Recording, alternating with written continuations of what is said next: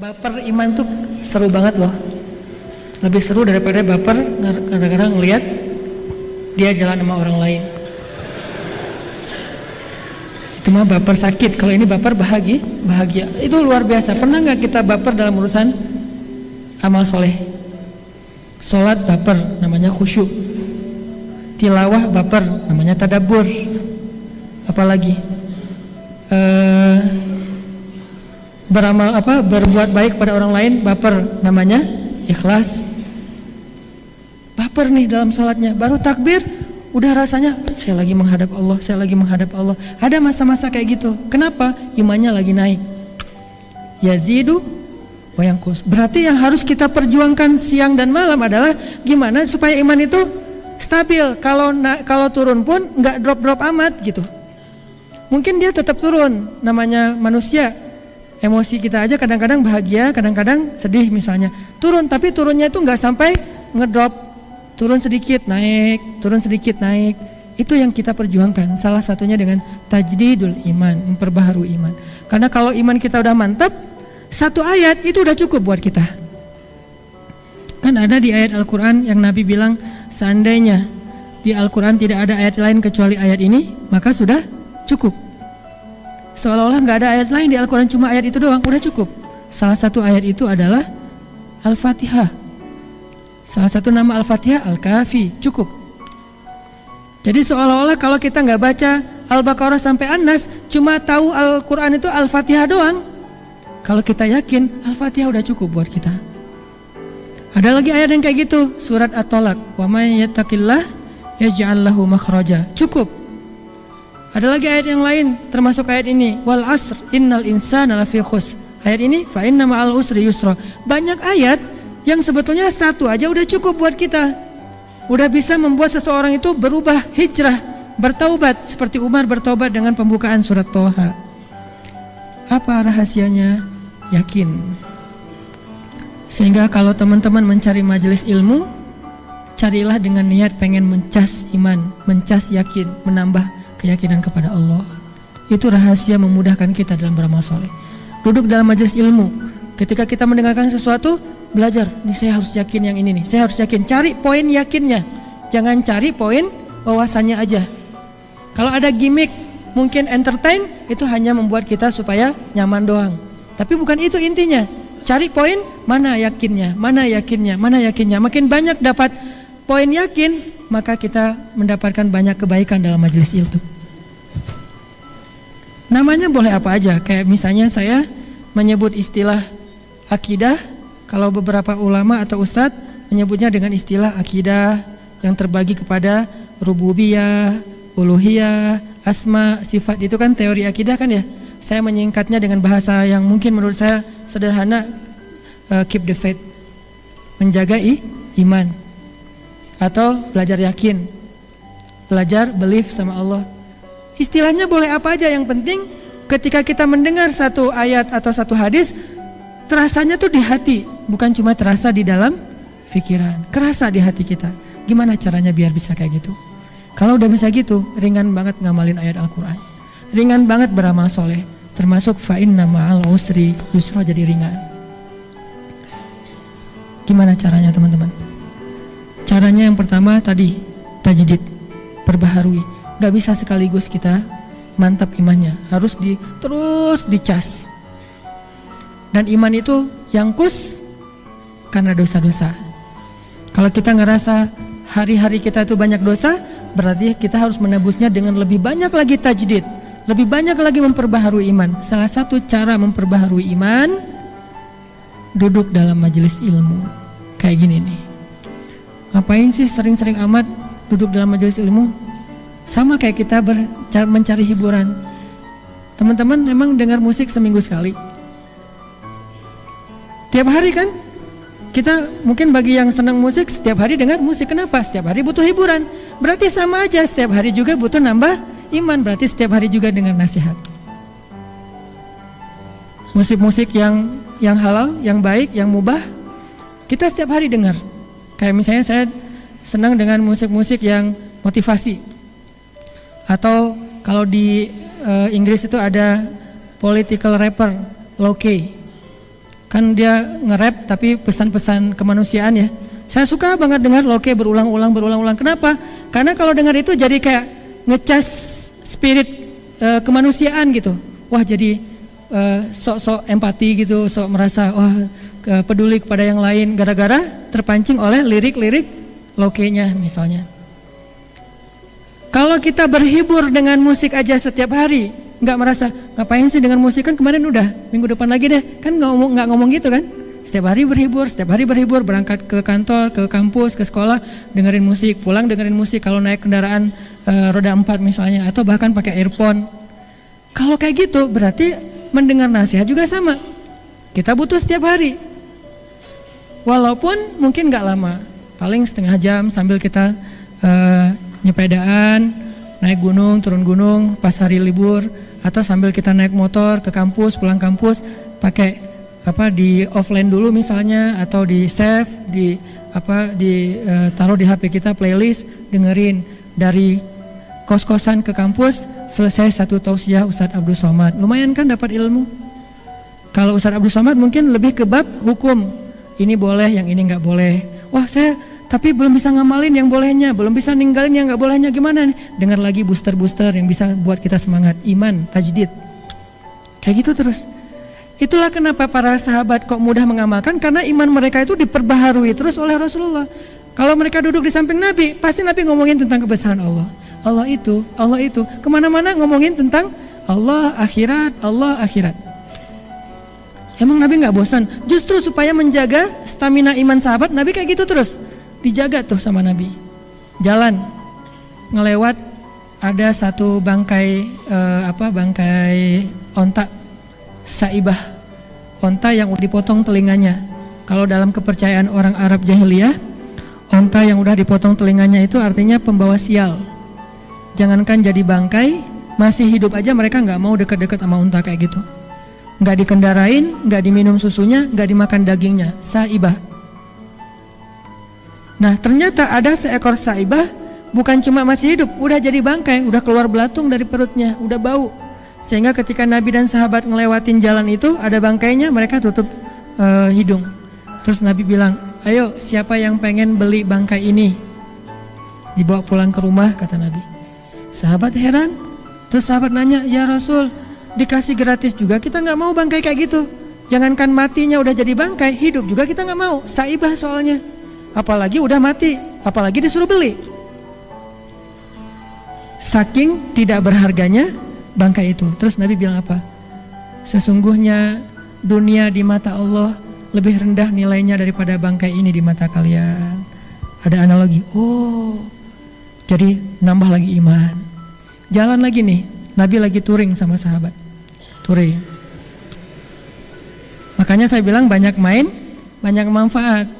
Nabi main sama sahabat touring, jalan bareng-bareng. Satu kafilah gede, lewatin padang pasir. Padang pasir itu kan kayak kita ke hutan belantara yang gak ada lampu. Jadi langit kelihatan jelas terang gitu. Malam itu malam purnama. Bulan purnamanya itu sempurna. Gede bulannya. Warnanya sempurna. Tidak ada awan satupun, cerah, bening. Sehingga para sahabat ketika sudah istirahat dari touring, mereka istirahat dulu di sebuah rest area. Lalu mereka tiduran di pasir. Jadi istirahatnya itu bukan cari tahu Sumedang ya. Istirahatnya tiduran di pasir. Tiduran di pasir semuanya pada hening. Nggak ada yang bicara sepatah kata pun. Semuanya pada tiduran. Ngapain? Ngelihat bulan. Tidur, bayangin orang tidur jumlahnya ribuan. Tidur semuanya ngelihat bulan sambil istirahat. Tiba-tiba Nabi ngomong, wahai sahabat-sahabat, apakah kalian suka melihat bulan itu? Kata mereka, suka-suka ya Rasulullah. Maka sesungguhnya seperti itulah penduduk surga melihat wajah Allah nanti di dalam surga. Nambah lagi iman. Dicas terus sama Nabi. Ketemu apa aja, Nabi menyampaikan satu nasihat yang bisa ngecas, nambah iman, nambah yakin, nambah dekat sama Allah. Nah, kayak ginilah kita dalam hidup harusnya. Kita cas keimanan kita biar yakin. Caranya salah satunya dengan mendengar nasihat. Kalau kita nggak bisa mendengar nasihat setiap hari lewat majelis ilmu, karena emang realitasnya kita punya banyak kesibukan lain. Nggak harus setiap hari ikut taklim. Tapi kan sekarang kita hidup di era multimedia yang luar biasa. Bisa dengar, bisa nonton, bisa baca, banyak broadcast segala macam. Nah, ini semuanya untuk nambah iman. Tujuannya nambah iman. Kalau ada satu broadcast yang cuma nambah nafsu, gimana nambah nafsu? Nambah nafsu marah sama saudara kita sesama muslim karena saling menghujat, saling menyalahkan. Nah, ini nggak usah dibaca, langsung delete aja. Kalau udah sering kayak gitu, mending left group aja deh. Karena kerjaannya debat aja, debat fikih. Yang satu kunut, yang satu nggak kunut, yang satu ini bid'ah, yang ini nggak bid'ah. Capek. Karena dua-duanya ternyata ada pendapat ulama. Yang ini ulama, yang ini ulama. Tinggal kita mana yang paling kita yakin, ikutin. Yang kita ikutin juga ulama, bukan ngikutin diri sendiri. Cari yang bisa nambah iman, bukan yang nambah emosi. Yang buat kita, wah, habis dapat broadcast, langsung sholat 2 rakaat. Broadcast tentang apa? Keutamaan 2 rakaat duha. Habis dapat broadcast, langsung bertasbih. Broadcastnya apa? Ada 2 kalimat yang mudah diucapkan, tetapi berat di timbangan. Dan Allah suka banget sama kalimat itu. Apa? Subhanallahi wa bihamdi, subhanallahil azim. Kan ringan banget tuh. Kita baca nih, wah, subhanallahi wa bihamdi, subhanallahil azim. Enak kan? Diingatkan. Makanya teman-teman, kalau kita nggak bisa pun lewat itu, kita punya teman-teman yang soleh yang saling mengingatkan. Sehingga Nabi mengatakan teman yang baik itu adalah teman yang bisa mengingatkan kita kepada Allah Subhanahu Wa Taala. Termasuk teman hidup yang baik itu adalah teman hidup yang bisa mengingatkan kita kepada Allah. Waj'alna lil muttaqina imama. Hening gini Padahal saya baru bahas teman hidup loh. Belum ada harapan ya, masih jauh. Ya udah deh, bulan sabitnya, hilalnya belum tampak. Jadi teman-teman, tips pertama gimana caranya biar kita mudah mengamalkan ayat kayak gini, fa inna ma'al usri yusra. Kita harus dinasehatkan oleh orang lain. Begitu kita ada masalah, udah fa inna ma'al usri yusra, kata teman kita. Makanya kenapa salah satu yang didahulukan dalam mencari pasangan hidup adalah din, agama. Biar kalau kita lagi drop, lagi lemah, lagi labil, dia yang ngingetin kita. Mau cari rezeki nih, cari rezeki yang halal, susah. Ada tawaran, syubhat atau haram, tapi mudah. Mulai pulang ke rumah, mikir, diambil nggak ya, diambil nggak ya, deal nggak ya, transaksi nggak ya, pakai cara itu nggak ya, mikir. Istri kita bilang, kan Allah yang ngasih rezeki. Jadi kalau kita tinggalkan itu, nggak akan hilang rezeki kita, karena sumbernya ada di Allah. Oh bener mah, bener. Nah ini namanya nasihat nih. Kalau istri kita tidak paham tentang nasihat-nasihat kayak gini, justru dia yang nyuruh kita ambil. Pak, udah nggak usah terlalu fanatik lah Pak, ambil aja. Kan gitu kan? Agama mah nggak mempersulit hidup umatnya, umat lagi istilahnya. Padahal harusnya agama tidak mempersulit hidup hamba Allah. Nah artinya kita butuh seseorang yang menguatkan kita ketika kita lemah. Teman sahabat kita, kalau misalnya kita lagi malas ke masjid, azan tuh, ya lu aja duluan, gua ntar belakangan nyusul. Oh ya udah nggak apa-apa, gua duluan ya. Kan yang duluan ke masjid duluan masuk surga kata dia. Oh gitu, udah gua lari. Akhirnya lomba lari ke masjid. Nggak ada sih adegan kayak gitu. Ini mah contoh doang ya, bisa aja kayak gitu. Terutama pas kita lagi ngedrop teman-teman. Pas kita lagi lemah, dalam istilah ulama itu disebut futur. Ketika kita lagi drop, teman kita yang ngingetin. Kayak saya pernah cerita dulu lagi lemah, semangat imannya hampir kebawa sama teman yang bisnis properti dengan cara-cara yang saya nggak yakin itu boleh apa enggak. Mulai galau, kayaknya cara dia nih bagus juga nih, bisa mempercepat aset, jumlah aset. Pulang mikir gitu, ngomong sama istri, jangan-jangan kita terlalu idealis ya, kayaknya fikihnya nggak gitu-gitu amat deh. Mulai cari-cari celah nih. Istri bilang, nggak apa-apa, kalau kita meninggalkan sesuatu karena Allah, Allah ganti dengan yang lebih baik. Wah benar banget tuh mah, mama emang diingatkan kan. Makanya butuh pengingat, alarm yang membuat kita aware lagi ketika kita lagi dalam keadaan lupa. Satu, pengingat, ngecas iman, majelis ilmu, nasihat. Yang kedua gimana? supaya kita makin yakin dengan satu statement Allah dari Rasulullah sehingga mudah mengamalkan, kita dengarkan cerita-cerita orang yang berhasil membuktikan ayat itu secara nyata. Baik cerita itu ada di Al-Quran, ada di hadis, atau dari teman kita sendiri. Kayak misalnya di Al-Quran, fa inna ma'al usri yusra, ada cerita Yusuf, baca cerita Yusuf. Atau baca cerita Siti Hajar, ini lebih luar biasa lagi nih. Gak nyangka bahwa ternyata di dalam kesulitan yang Allah ujikan kepada Siti Hajar, Allah sediakan kemudahan yang luar biasa. Sampai sekarang kemudahan itu masih ada. Zam-zam. Gimana kesulitannya? Sulit banget. Dan coba bayangkan itu dengan ilustrasi sejarah, jangan dengan ilustrasi sekarang. Kalau sekarang ditinggalkan di sebuah tempat, gak ada siapa-siapa, bisa telepon. Kalau misalnya ditinggalkan di sebuah tempat, masih ada tempat lain yang kita bisa deketin, atau ada kampung apa. Enggak, pada masa itu tidak ada telepon, tidak ada penduduk, murni seorang diri di tengah padang pasir. Ibrahim ngajak Siti Hajar, Hajar ikut saya. Ya, ikut. Waktu itu Hajar bawa anak bayi, ikut. Hajar gak pernah nanya, Mas, Kang mau kemana ini teh? Gak pernah. Kang Ibrahim misalnya, mau kemana? Gak pernah. Si Akang teh gak pernah ngasih tahu mau kemana, pokoknya jalan aja. Hajar sami'na wa ata'na, ikut aja pokoknya. Insya Allah yang namanya Ibrahim, suami yang soleh ini gak mungkin membawa istrinya kepada kecelakaan, pasti membawa kepada kebaikan. Bawa ikut. Jalan kaki lagi tuh, dari Palestina ke Mekah.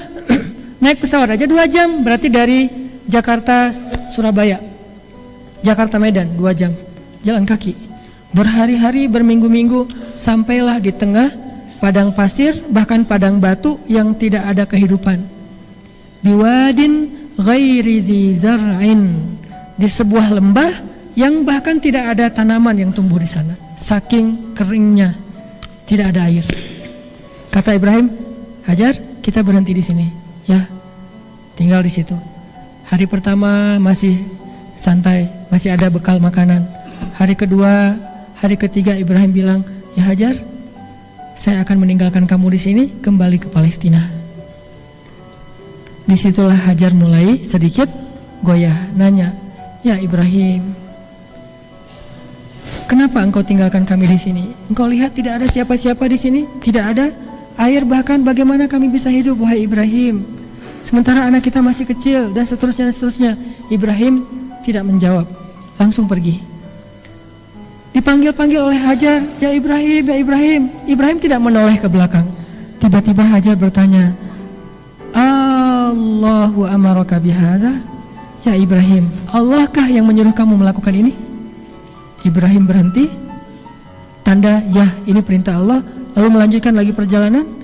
Kemudian Hajar mengatakan, kalau ini adalah perintah Allah, la yudayya'anallahu idzan, maka Allah gak mungkin mengecewakan kami. Iman, berangkatlah wahai Ibrahim. Berangkat Ibrahim. Hajar marah? Gak marah sama sekali. Tahu berapa lama ditinggalkan? 13 tahun. Gak ada. Ibrahim udah sampai di mana? Udah makan belum? WA gitu, japri. Hajar, jangan lupa ya sholat, atau jangan lupa ya air tuh diambil dari ujung batu sana segala macam. Gak ada WA-WAan, gak ada japri. Putus kontak selama 13 tahun. Sampai anaknya udah usia 13 tahun kurang lebih, datang lagi Ibrahim. Pas datang lagi Ibrahim, baru beberapa hari, nak, ayah mimpi nih, mimpi apa ya? Nyembelih kamu. Ayah nih gak bener nih, udah ninggalin 13 tahun, datang-datang pengen nyembelih. Apakah Ismail ngomong gitu? Enggak sama sekali. Berarti apa? Selama ini 13 tahun Hajar mendidik Ismail dengan luar biasa, sampai Ismail tidak pernah sama sekali ada sedikit pun kekecewaan kepada ayahnya. Kalau kita pasti udah kecewa banget kan sama ayah kita. Dia bukan ayah saya Ustadz, dia mentelantarkan saya dari kecil. Ibrahim 13 tahun kemudian datang, ayah kita mungkin datang pengen baikan lagi sama kita kan. Maafin ayah ya, mungkin ayah selama ini silap, ayah mau hijrah, mau taubat, pengen balikan sama kita. Kalau Ibrahim datang bukan pengen baikan, pengen nyembelih. Coba. Tapi saking baiknya pendidikan Hajar kepada Ismail, Ismail gak marah. Ismail mengatakan, wahai ayahku yang tercinta, ya abati, bukan ya abi, lebih lembut. Kan bisa panggil ya abi, ya abah. Abah itu bahasa Arab jadi bahasa Sunda. Ya abi. Lebih lembut lagi apa? Ya abati. Wahai ayahku tercinta, lakukanlah apa yang Allah perintahkan, maka ayah akan melihat aku menjadi orang yang penyabar. Ismail senyum kepada ayahnya. Ditaruh oleh Ibrahim, ditidurkan, dibaringkan, kemudian ditaruh goloknya di leher Ismail yang udah tajam banget, ditarik dikit udah langsung. Ismail melihat ke arah ayahnya sambil tersenyum mengatakan, wahai ayah, kalau ayah nggak tega, mending ayah tutup aja wajah aku biar nggak kelihatan wajahnya. Ibrahim nutup wajahnya Ismail. Masih belum ditarik, wahai ayah, sampaikan salam aku kepada ibu, bilang aku sayang banget sama ibu. Masih ngomong gitu, tapi jangan sampai ibu tahu ya, khawatir ibu akan sedih. Maka tutuplah tubuh ayah dengan kain supaya nggak bercak darahnya Ismail kena di pakaian Ibrahim. Ditutup. Udah siap mau ditarik. Pas mau ditarik oleh Ibrahim, Allah tahan tangannya Ibrahim. Ya Ibrahim, qad saddaqtar ru'ya. Wahai Ibrahim, engkau telah membenarkan mimpi atau wahyu itu. Maka Allah mencabut perintahnya kepada untuk menyembelih Ismail. Tiba-tiba Allah bilang, angkat Ismail. Keluarlah seekor domba dari batu. Lagi-lagi saya pernah bilang, bukan seperti di kartun kita baca dulu waktu kecil ya. Komik-komik dulu kan Ismail tiba-tiba jadi hewan kan ya. Ismail dibaringkan, ditutup pakai kain, pas mau disembelih ternyata yang disembelih adalah hewan. Terus Ismailnya kemana? Gitu kan? Wah, Ismail jadi hewan. Ismail dibangunkan, lalu datanglah seekor hewan disembelih sama Ibrahim. Coba lihat pendidikan Hajar. Ini kalau kita imajinasikan sejarah baru kita paham, oh ternyata bisa gitu ya Hajar mendidik Ismail seorang diri 13 tahun ditinggalkan, gak punya bekal apa-apa, jauh pula, gak ada kontak sama sekali, SMS satu kata pun gak ada, salam gak ada, gimana kabarnya hari ini, gak ada sama sekali, murni ditinggalkan 13 tahun, tapi anaknya itu baik banget ke orang tuanya. Berarti pendidikan Hajar luar biasa. Kenapa? Karena Hajar yakin sama Allah, berlindungnya ke Allah, bukan bergantung kepada makhluk. Kalau kita bergantungnya ke Allah, gak gampang kecewa sama makhluk. Kenapa kita gampang kecewa sama makhluk? Karena kita terlalu banyak menggantungkan hidup sama orang itu. Sedikit aja kehidupan kita jadi gak nyaman, kita akan jadikan dia sebagai kambing hitam. Kita salahkan dia, kita kecewa sama dia. Tapi kalau kita bergantungnya ke Allah, ke makhluk, justru kita pengennya berbuat baik, bukan mendapatkan kebaikan. Kalau kepada makhluk, kita pengen memberi, bukan diberi. Kalau memberi, nggak ada kecewanya.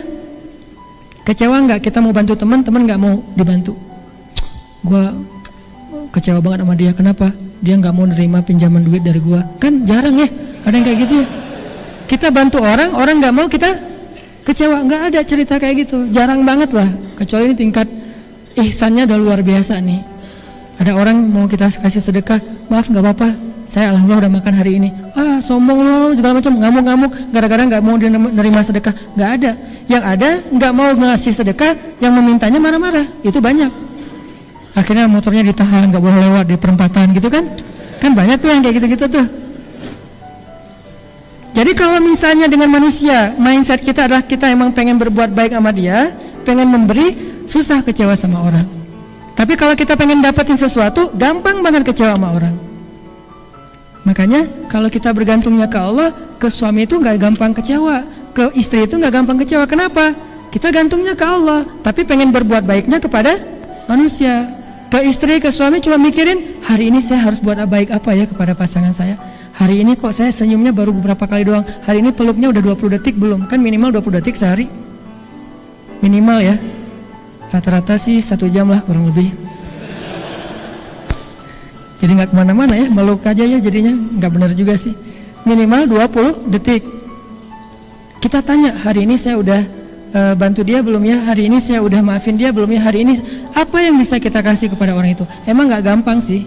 Makanya kita belajar nih, belajar memperbaharui dari hal-hal kecil dulu deh, dan dari orang-orang terdekat dulu, karena mereka lebih berhak dapat kebaikan kita. Ibu, kalau kita bergantung kepada ibu, kita akan gampang kecewa sama ibu kita.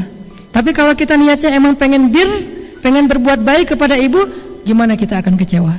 Orang kita pengen berbuat baik kepada ibu kita, mak dipijit ya, enggak mama enggak capek. Ya udah, aku ambilin air hangatnya. Enggak, barusan minum. Apalagi cari terus apa yang bisa kita lakukan untuk ibu kita. Gimana mau kecewa? Tapi kalau kita berharap ibu kita harus gini, gampang banget tuh kecewanya. Dan itulah Hajar, simbol dari tauhid. Hajar bergantung kepada Allah, tapi pengen berbakti kepada suami. Makanya ketika ada masalah ketidaknyamanan sedikit karena suami, dia nggak gampang kecewa sama suaminya, karena itu perintah Allah. Allahu amaraka bihadza, Allah yang nyuruh kamu melakukan ini wahai Ibrahim. Ya sudah, la yudayyanallahu idzan. Kalau gitu Allah nggak akan ngecewain kami. Tinggal ternyata Allah kasih ujian penutup. Kan tadi saya katakan makin sulit berarti makin dekat dengan pertolongan. Apa kesulitan terakhir? Nggak punya air, lari-lari antara dua bukit, Safa dan Marwah. Anaknya nangis-nangis, takut kehabisan, dehidrasi, kehabisan air, akhirnya meninggal. Wah, panik nih. Makin panik. Saking paniknya, coba bayangin saking paniknya Hajar mondar-mandir di bukit yang sama. Itu menunjukkan dia panik banget tuh. Kalau udah tahu nggak ada air, ngapain ke situ lagi kan ya? Tapi kenapa 7 kali di situ aja? Saking paniknya melihat anaknya udah menjerit-jerit dan kasihan. Sampai udah lama nangis, suara nangisnya itu udah hampir nggak kedengaran. Berarti udah mau dekat dengan pertolongan. Lari. Akhirnya suara Ismail sudah tidak terdengar sama sekali. Jangan-jangan dalam pikiran Hajar langsung lari ke arah Ismail. Anakku. Pas sudah dekat, ngelihat seorang laki-laki dengan jubah putih segala macam, pakai jaket putih, ada tulisan shift-nya.